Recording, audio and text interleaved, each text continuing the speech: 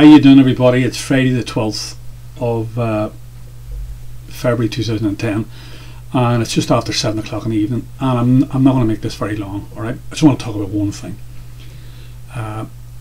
Normally I try and read about 10 or 20 of these articles on politics and economics every day. I read them in bits. If you sat down to read 20 of them, you'd go gaga in one. You'd take up the drink. But I normally break them up, or do some in the morning, some in lunchtime, and then some in the evening. And I read this thing this morning, an article out of the Irish Independent, and it's written by a man called Brendan Keenan, and he's their business editor. He's a #1 guy in the whole Irish news and media organisation for business. Okay, so he's obviously a leading economist, and he's well regarded and everything else. I can't deal with his style at all, but that's only a personal thing. Sure, lots of people can read his articles and there's no problem. Anyway, I put the link up to this article, but what's fascinating about this article, I read it and it didn't make sense to me, and I came back at lunchtime and I had another read, read it very, very carefully, and then all of a sudden had the eureka moment at the end of it. Oh, look at this. And basically what it tells you is, it tells you there's a sort of a little synopsis. What the article is basically about is, the article is about Greece and about how the European Central Bank and the European Parliament are going to deal with the Greek problem. Okay, and he's basically saying that the European Central Bank and the Brussels administration, they can rescue banks in a straightforward manner, or a reasonably straightforward manner, but countries tend to be more difficult because they have the sovereignty thing attached to them and all. And he's talking about Greece, but what he fails to remember is Greece's history. That's what I'm not. Don't want to go into that now. If you want to read it, if you want to Google it or look into it, but it's a seriously violent, in their 20th century history, it's a seriously violent, vicious history against both Turkey and against the Nazis, and it's pretty bad stuff. And these Greek people don't forget that stuff very, very easily. They're very hot-blooded. They're where they are.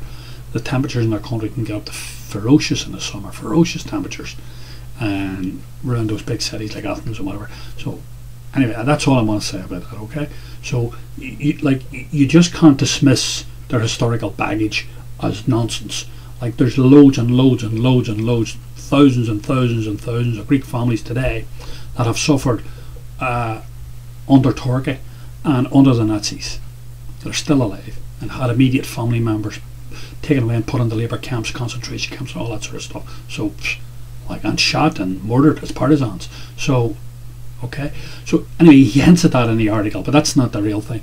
The real thing is, he's talking about the difference, as I say, between how the European Central Bank deals with the banking problems, and let's say, or the financial problems of banks and big companies, and how it would deal with countries.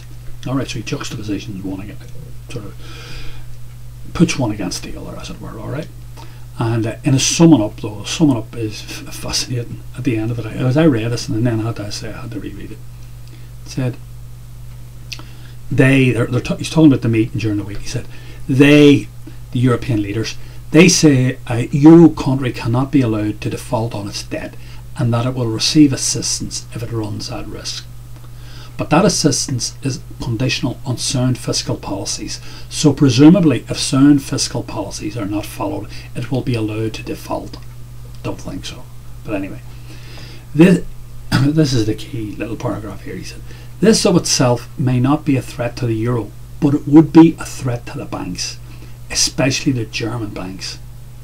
It appears that they have loans worth 500 billion in the four pigs of Portugal, Ireland, Greece and Spain, and of these four, Ireland is the biggest single borrower. It answers me a myriad questions I posed. I could not work it all out, and all of a sudden, it's like a magician, the veil has pulled off and we can see